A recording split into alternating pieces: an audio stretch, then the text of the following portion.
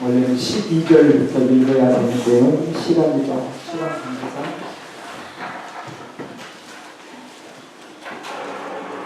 고린도전서 12절부터 읽겠습니다. 시간이 좀 가더라도 본문을 충실하게 읽어야 될 것 같습니다. 고린도전서 15장 12절부터 28절 말씀까지 보겠습니다. 그리스도께서 죽은 자 가운데서 다시 살아나셨다 전파되었거늘 너희 중에서 어떤 사람들은 어찌하여 죽은 자 가운데서 부활이 없다 하느냐. 만일 죽은 자의 부활이 없으면 그리스도도 다시 살아나지 못하셨으리라. 그리스도께서 만일 다시 살아나지 못하셨으면 우리가 전파하는 것도 헛것이요 또 너희 믿음도 헛것이며 또 우리가 하나님의 거짓 증인으로 발견되리니 우리가 하나님이 그리스도를 다시 살리셨다고 증언하였습니다. 만일 죽은 자가 다시 살아나는 일이 없으면 하나님이 그리스도를 다시 살리지 아니하셨느니라. 만일 죽은 자가 다시 살아나는 일이 없으면 그리스도도 다시 살아나신 일이 없을 터이요 그리스도께서 다시 살아나신 일이 없으면 너희의 믿음도 헛되고 너희가 여전히 죄 가운데 있을 것이요 또한 그리스도 안에서 잠자는 자도 망하였으니 만일 그리스도 안에서 우리가 바라는 것이 다만 이 세상에 살 뿐이면 모든 사람 가운데 우리가 더욱 불쌍한 자리라. 그러나 이제 그리스도께서 죽은 자 가운데서 다시 살아나사 잠자는 자들의 첫 열매가 되셨도다. 사망이 한 사람으로 말미암았으니 죽은 자의 부활도 한 사람으로 말미암는도다. 아담 안에서 모든 사람이 죽은 것 같이 그리스도 안에서 모든 사람이 삶을 얻으리라. 그러나 각각 자기 차례대로 되리니 먼저는 첫 열매인 그리스도요 다음에는 그가 강림하실 때 그리스도에게 속한 자요 그 후에는 마지막이니 그가 모든 통치와 모든 권세와 능력을 멸하시고 나라를 아버지 하나님께 바칠 때라. 그가 모든 원수를 그 발 아래에 둘 때까지 반드시 왕노릇 하리니 맨 나중에 멸망받을 원수는 사망이니라. 만물을 그의 발 아래에 두셨다 하셨으니 만물을 아래에 둔다 말씀하실 때에 만물을 그의 아래에 두시니가 그 중에 들지 아니한 것이 분명하도다. 같이 하겠습니다. 만물을 그에게 복종하게 하실 때에 아들 자신도 그때의 만물을 자기에게 복종하게 하신 이에게 복종하게 되니 이는 하나님이 만유의 주로서 만유 안에 계시려 하심이니라. 아멘. 다시 한번 기도하겠습니다. 거룩하신 아버지 하나님, 우리 안에 거하신 성령께서 우리의 마음을 열어주시고 귀를 열어주셔서 이 시간도 성령이 교회들에게 하시는 말씀을 들을 수 있도록 도우시옵소서. 우리의 생각과 마음들을 악한 어두움의 영들이 빼앗아가지 못하게 하시고 장난함으로 인하여서 정말 하나님의 말씀을 듣지 못하도록 하는 그런 방해의 요소가 없게 하시고 온전히 성령의 말씀하심을 따라 이 시간도 말씀을 들음으로 주신 말씀 안에서 우리도 부활의 산소망을 누릴 수 있는 귀한 믿음을 갖게 하옵소서. 말씀을 들려지게 하옵소서. 말씀이 들려줌으로 우리가 살아나게 하시고 말씀이 들려줌으로 인하여서 치유와 회복의 역사가 일어나게 하시며 말씀이 아버지 들려줌으로 인하여서 구원의 은혜의 은총을 누릴 수 있도록 도와주옵소서. 종을 세우셔서 아버지 하나님 이 시간도 말씀을 배우게 하셨사오니 권세를 주시고 아버지 하나님 능력을 주셔서 온전히 살아계신 하나님의 말씀 안에 이 시간도 힘있게 능있게 증가할 수 있도록 도와주옵소서. 이 싸우며 걸어가신 예수님의 이름으로 기도드리옵나이다. 아멘.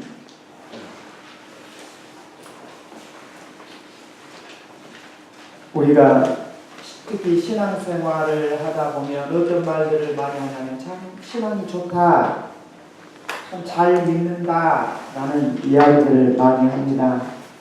먼저 우리가 믿음이 좋다라고 생각할 때 믿음이 좋은 것이 과연 뭘까요? 우리가 이 믿음이 좋다라는 것, 만약에 말입니다. 우리가 믿음이 좋다고 하면서 사실이 아닌 것을 잘 믿으면 그것은 믿음이 좋은 것이 아니라 속은 거죠. 사실이 아닌 것을 잘 믿는 것은 믿음이 좋은 것이 아니고 속는 것이다. 그러나 반면에 사실을 믿지 않는 것은 의심이 많은 거죠. 자, 그러면 대부분 사람들, 이 세상 사람들은 어떠한 생각 속에서 믿으려고 하냐면 직접 내가 본봐요, 만진봐요, 경험해봐야지만이 믿으려고 해요. 마치 누구처럼요? 도마처럼. 우리가 요한복음 20장에 보면 도마가 그 말을 하잖아요. 제자들이 도마에게 예수님의 부활을 이야기했을 때에 이 도마라는 예수님의 제자는 뭐라고 이야기를 하냐면 내가 예수님의 손의 못자국을 보고 또 내가 예수님의 손가락을 그 못자국에 넣으며 또 정말 예수님의 옆구리에 내 손을 넣어보지 아니하고는 내가 믿지 않겠다. 이렇게 도마가 예수님의 부활에 대해서 안 믿으려고 해요. 그런데 성경은 우리로 하여금 믿으라고 할 때에 어떻게 믿으라고 이야기를 하냐면 마치 우리가 세상적인 사람처럼 하나님을 믿지 않는 사람들이 가지고 있는 그런 가치관처럼 내가 본바요, 만진바요, 경험해본 바로 믿으라고 이야기를 한 것이 아니고 우리로 하여금 어때요? 믿으라고 이야기해요. 우리가 흔히 히브리서 11장에 보면 하나님께서 세상을 창조하셨다고 말합니다. 하나님께서 이 세상을 창조한 것에 대해서 어떻게 우리가 알 수 있다고 이야기하냐면 결국 우리가 본 바요, 만진 바요, 경험한 바에 의하여서 세상이 하나님의 말씀으로 창조되었다고 성경은 말하고 있는 것이 아니고 믿음으로 하나님께서 말씀으로 천지를 창조하셨다는 것들을 믿음으로 안다고 했습니다. 그러므로 우리의 신앙은 어떤 신앙이 되어야 되냐면 내가 경험할 수 없어도 성경은 우리에게 믿으라고 말씀합니다. 마치 우리가 경험 안 했으니 못 믿겠다. 내가 보지 않았으니까 못 믿겠다. 내가 만지지 않았으니까 못 믿겠다. 이게 아니고 성경은 우리로 하여금 어떠한 믿음을 가져라고 이야기하냐면 먼저 믿어라. 성경은 하나님의 말씀이다.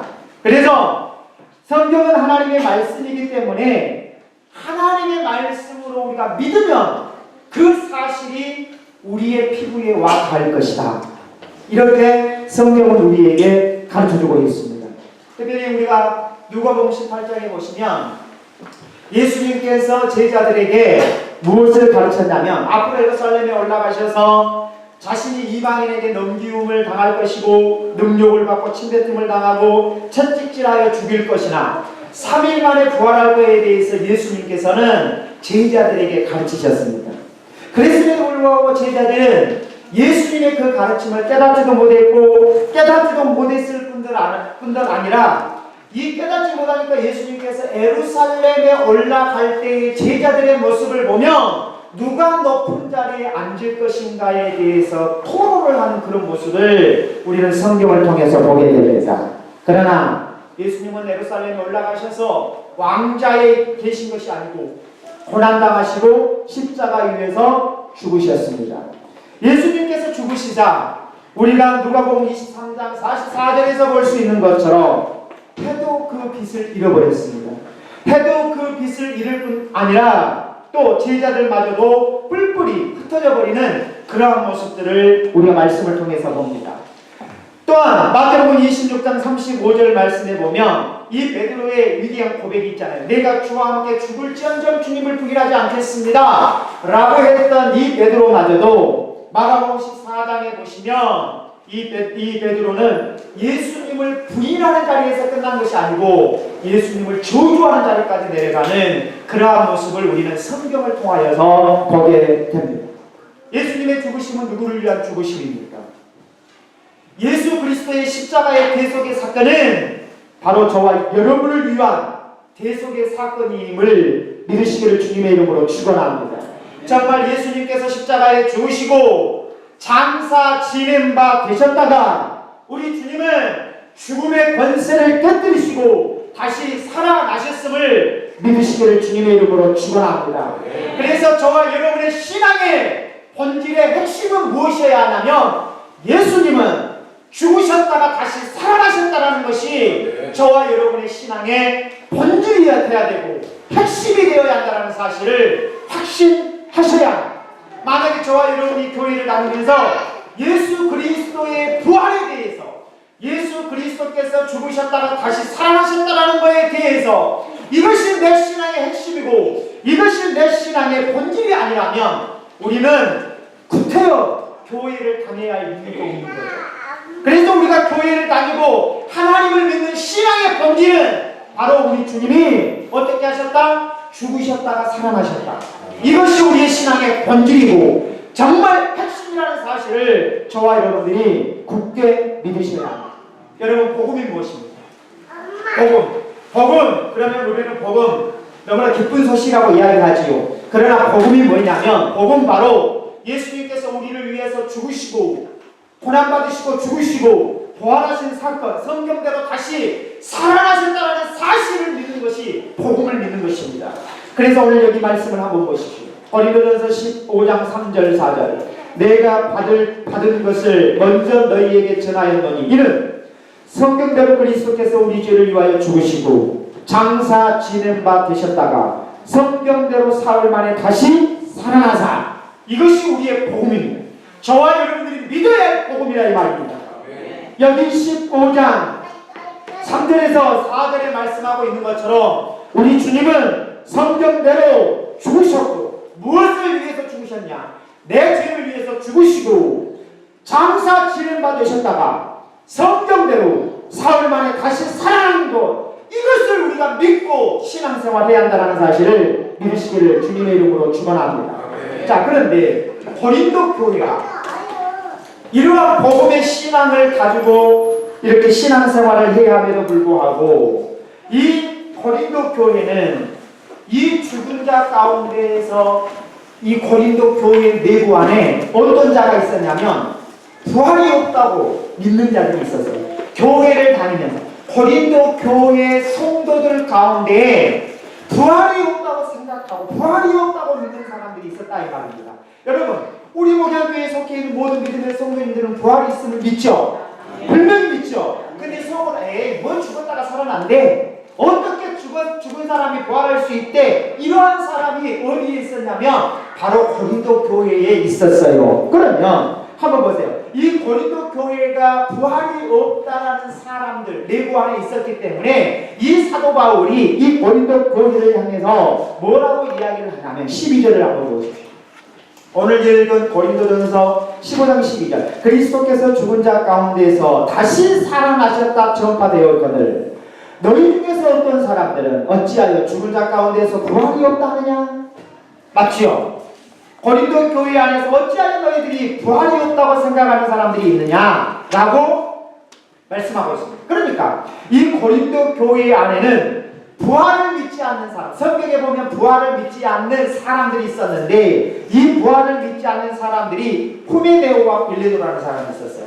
이 후메네오와 빌레도라는 사람이 있었는데 디모데후서 2장 17절로 18절의 말씀에 보면 후메네오와 빌레도라는 사람이 나와요. 이 후메네오와 빌레오라는 사람이 나오는데 이 후메네오와 빌레오라는 사람이 왜 부활을 믿지 아니냐면 이 디모데후서에 보면 진리를 그릇되게 믿었기 때문에, 하나님의 말씀을 그릇되게 믿었기 때문에, 하나님의 말씀을 그릇되게 믿으니까 결국 이 후메네와 이 빌레도는 어떤 이 신앙관을 가지고 있냐면 부활은 이미 지나갔다, 부활은 없다, 이렇게 믿는 사람들 중에 바로 이 후메네오와 빌레도였어요.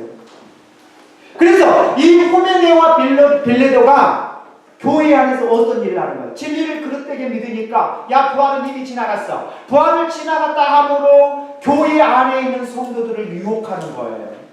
교회 안에 있는 성도들을 유혹하면서 야 이제 부활 없어, 부활이 이미 지나갔어, 뭐 부활이 있다고 해 하면서 자꾸 교회 안에 있는 성도들의 믿음을 무너뜨리는 사람이 바로 후메네오와 빌레도였습니다. 마찬가지로 고린도 교회에도 이런 후메네오와 빌레도와 같은 사람이 있었단 말이에요. 이 후메네오와 빌레도와 같은 사람이 있는데 이 후메네오와 빌레도와 같은 사람이 죽은 사람이 부활한다는 것을 부정한 거예요. 왜 그렇게 고린도 교회 안에서 후메네오와 빌레도와 같은 사람이 있었을까요? 그것은 당시 헬라 사람들은 어떠한 사상을 가졌냐면 사람이 죽으면 육체는 그 용도가 끝났다고 생각하는 거예요. 그러니까 이제 이 헬라 철학의 헬라인들이 가지고 있는 그 사상은 어떤 사상이냐면, 야, 사람이 살다가 죽으면 그 육체는 죽음으로써 영혼이 이제 영도가 다 끝나버렸다. 영도가 다 끝나므로 이제 어째요? 오직 영혼만 존재한 것이다. 이것이 헬라인들이 가지고 있는 사상이죠. 자, 그래서 이러한 사상이 헬라인들만 아니라 그리스, 로마, 이교도들이 가지고 있는 신앙의 기본적인 사상들이었어요. 특별히 당시 헬라에는요, 이 헬라인들은 몸을 어떻게 인식했냐, 우리의 육신의 몸을 어떻게 인식하고 있었냐면, 영혼의 감옥이라고, 영혼을 딱 가지고 있는 감옥이라고 생각합니다. 헬라인들이 육신의 몸을, 이 육신의 몸을, 영혼을 가지고 있는 어떤 감옥이라고 생각을 해서, 그래서 이제 영혼의 감옥의 몸에서 죽음으로 인하여서 뭐가 탈출한 거죠? 영혼이 탈출한 거예요. 이 영혼이 탈출을 했는데, 그러니까 이제 이 영혼이 탈출하는 것으로 인하여서 이 헬라인들은 죽음으로 본 거죠. 이 죽음으로 봤는데, 그러면 죽음을 통해서 비로소 영혼이 몸으로부터, 감옥으로부터 벗어나서 자유한데, 구태여 부활한다는 어째요? 다시 영혼이 몸속으로 들어가야 되잖아요. 영혼이. 그래서 부활한다고 어떻게 다시 감옥 속으로 들어가서 속박당할 수 있느냐? 그럴 수 없다. 이걸 부정한 것이 바로 헬라. 그러니까 이러한 사상을 누가 갖고 있어요? 고린도 교회가 갖고 있습니다. 이 고린도 교회가 이러한 사상을 갖고 있음으로 인하여서 결국 뭐가 없다? 부활은 없다. 인정하지 않으려고 하는 거죠. 여러분, 부활이 있습니까? 없습니까? 만약에 부활이 없다면 오늘 성경에서 우리에게 무엇을 확실하게 이야기를 하냐면, 만약에 저와 여러분들이 하나님을 믿는 이 신앙이, 정말 저와 여러분들이 지금 하나님을 믿고 신앙생활을 하는데 만약에 부활이 없으면 어떠한 자라고 오늘 성경은 명확하게 우리에게 말씀해 주고 있냐면, 첫째로 14절 15절 말씀을 보면 우리가 복음을 전파하는 것도 할 것이다.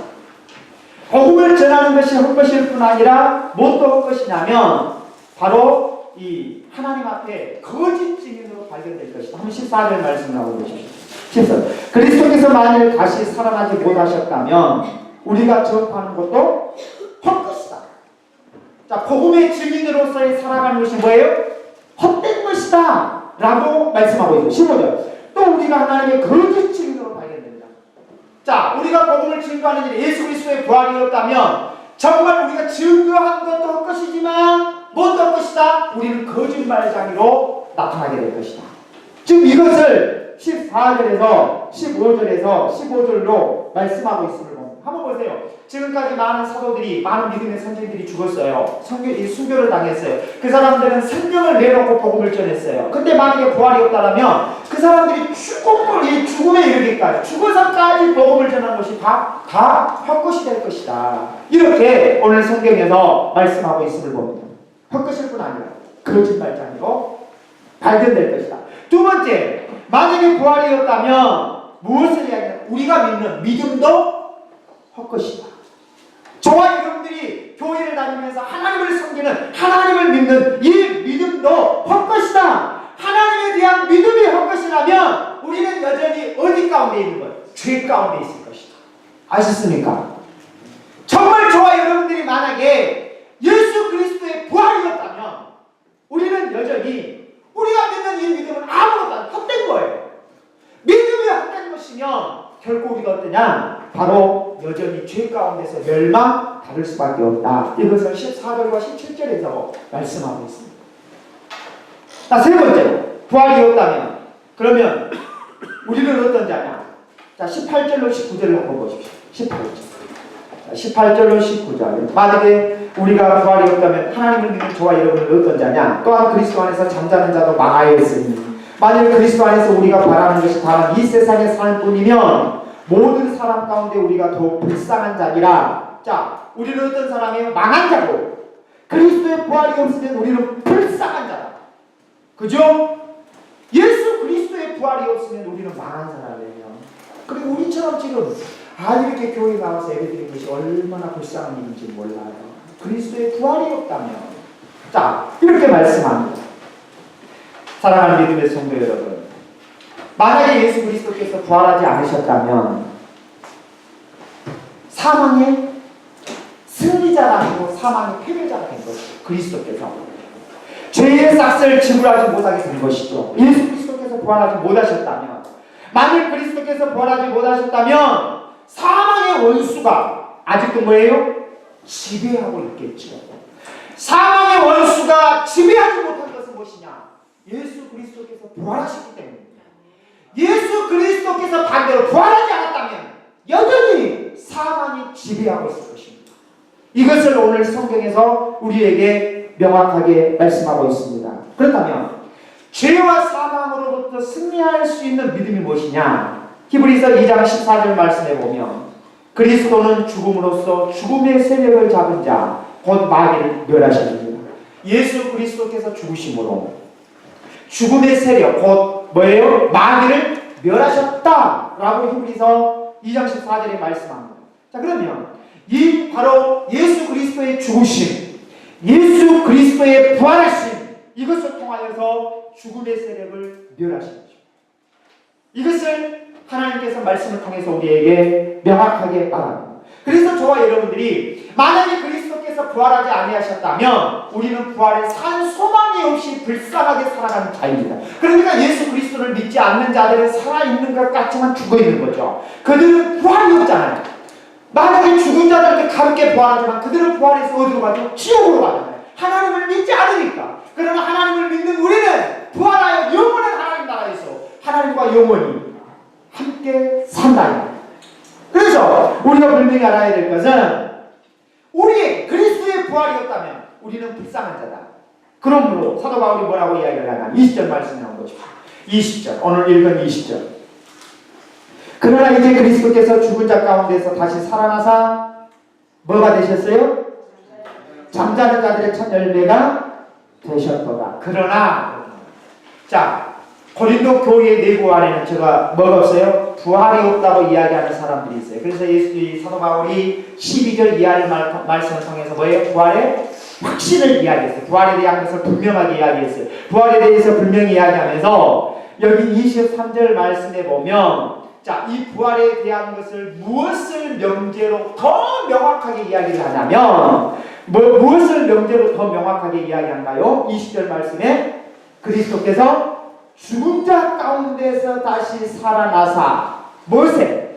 잠자는 자들의 첫 열매가 되셨다라는, 잠자는 자들의 첫 열매가 되셨다라는 이 명제를 가지고 예수 그리스도의 부활을 확실히 이야기하고 있음을 오늘 여기 본문을 통해서 우리에게 말씀하고 있음을 보게 됩니다.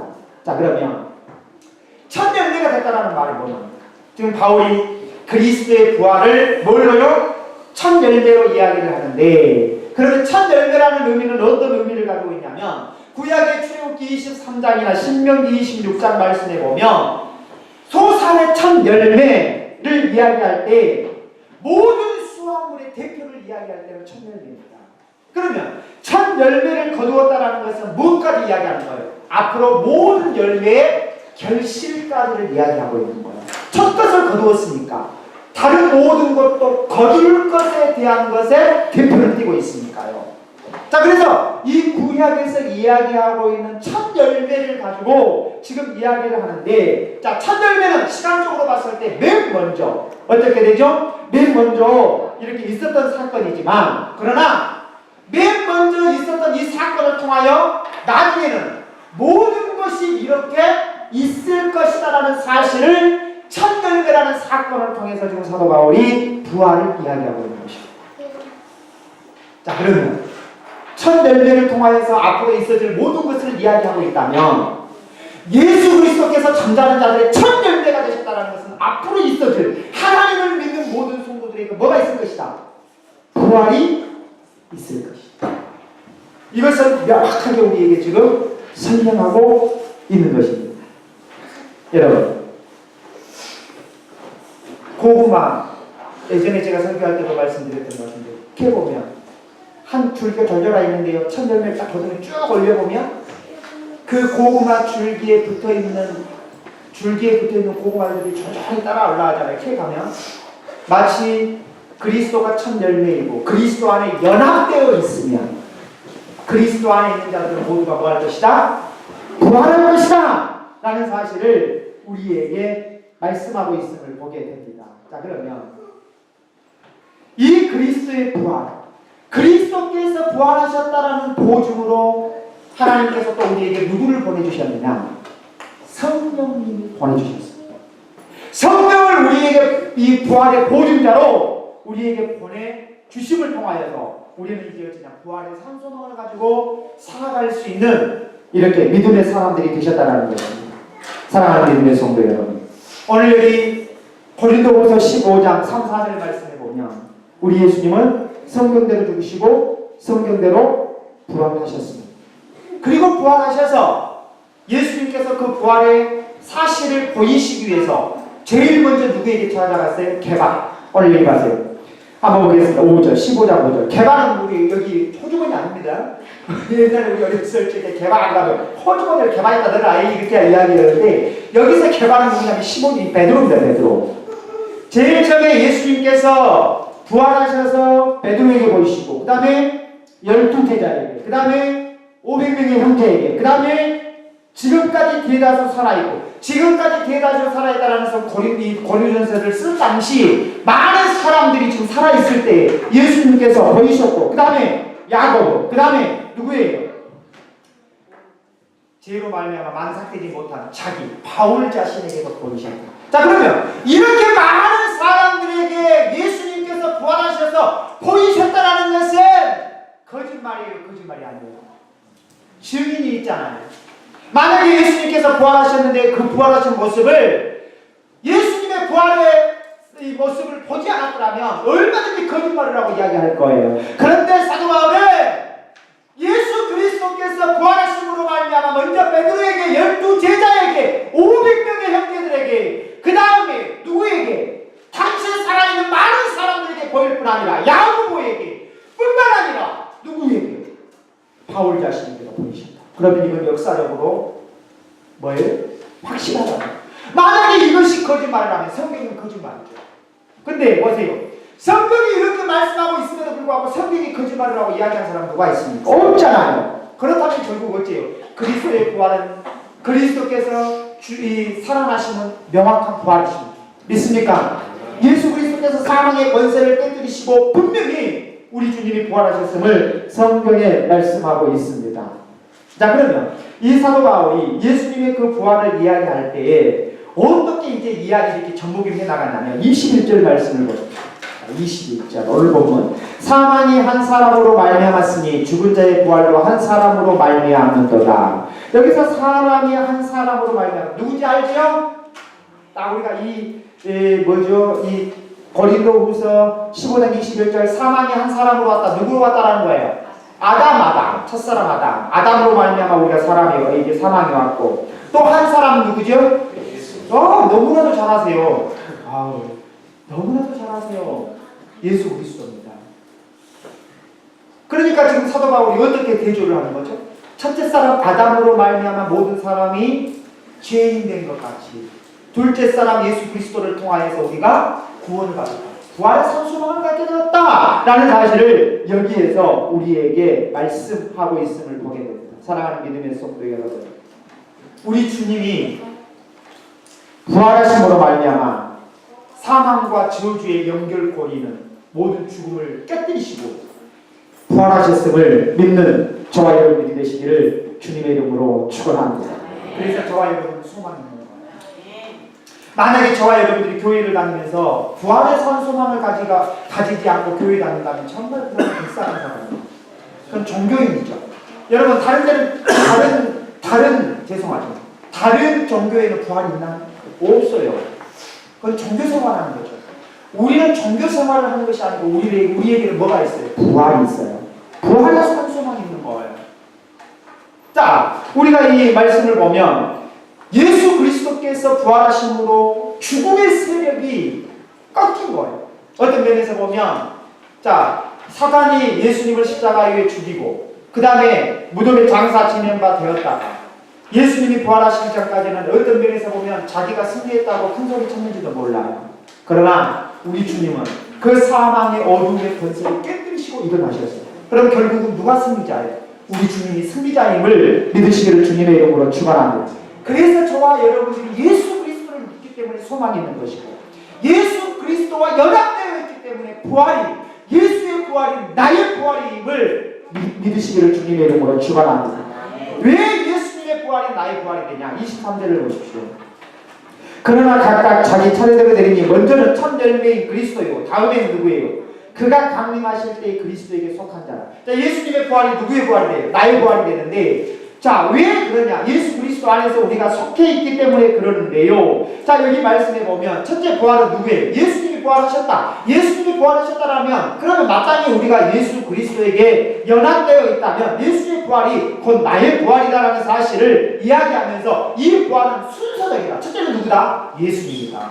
이것을 우리에게 가르쳐주고 있는 거죠. 그러니까 우리가 순서적이라는 의미를 어떤 의미로 한번 생각해 보면 되냐면, 열차, 객차를 한번 생각해. 제일 앞에는 뭐죠? 기관이 있죠. 기관식이 있잖아요. 그 기관차가 모든 것을 끌어가잖아요. 그죠? 마찬가지예요. 예수 그리스도의 부활이 결국 나의 부활로 끌어가신다라는 그러한 사실을 오늘 여기 본문을 통해서 우리에게 가르쳐주고 있습니다. 그런데 23절로 24절에 보시면